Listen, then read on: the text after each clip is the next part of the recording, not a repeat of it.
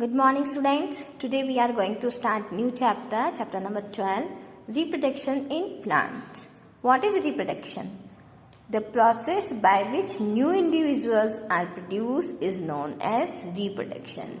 Means the production of new individual from their parent, that is known as reproduction. Reproduction is one of the important part of life process and it is essential for the continuity of the species.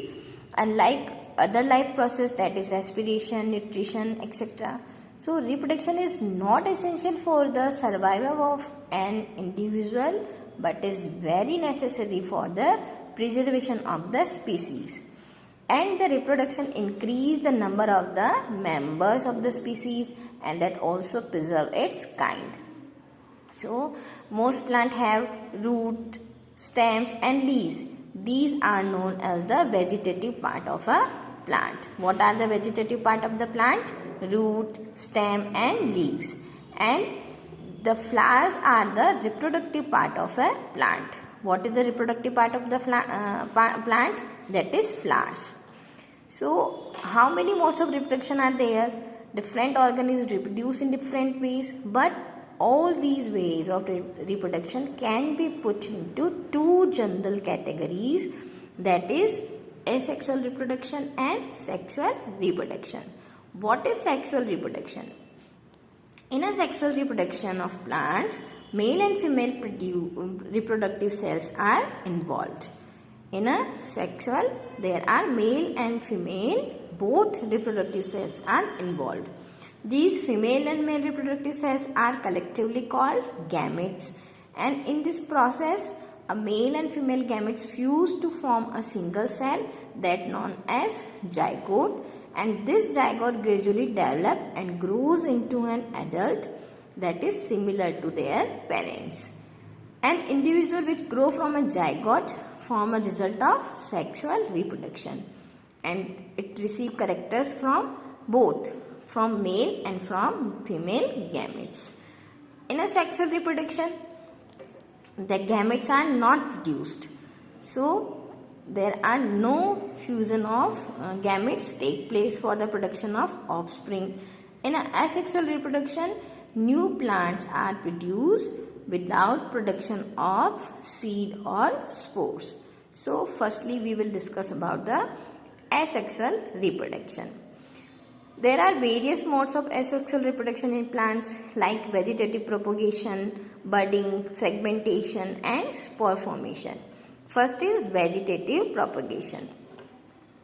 It is a type of asexual reproduction, and in a vegetative reproduction, new plants are produced from roots, stem, leaves and bud.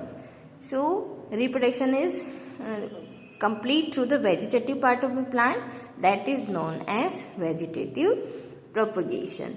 So in the vegetative propagation, the new plants are produced from the vegetative part such as root, stem and leaves. Clear? So what are the advantages of vegetative propagation? There are two advantages of vegetative propagation. First is it take less time to grow. इसको grow होने में बहुत कम time लगता है and we are the flowers and fruit, so then those produce from seeds. And second is the new plants are exact copies of the parent plant.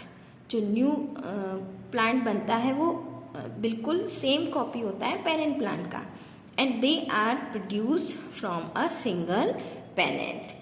You know that in the asexual reproduction there are only male and female gametes, both are not involved, only one parent is involved in this reproduction.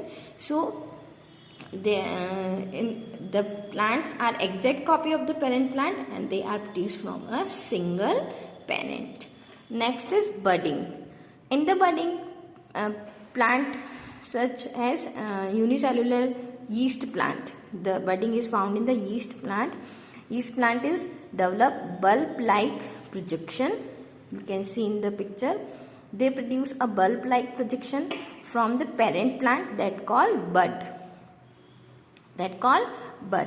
And the bud grows and get detached from the parent plant and form a new plant.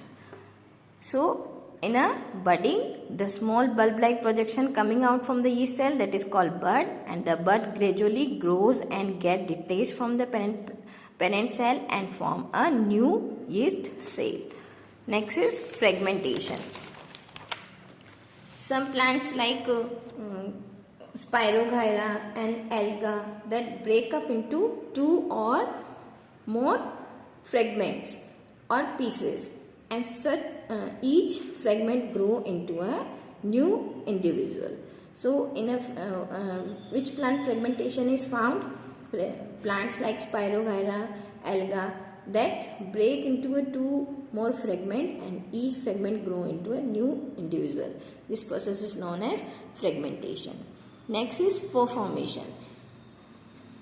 In the spore formation, the spores are asexual reproductive bodies. You know about it.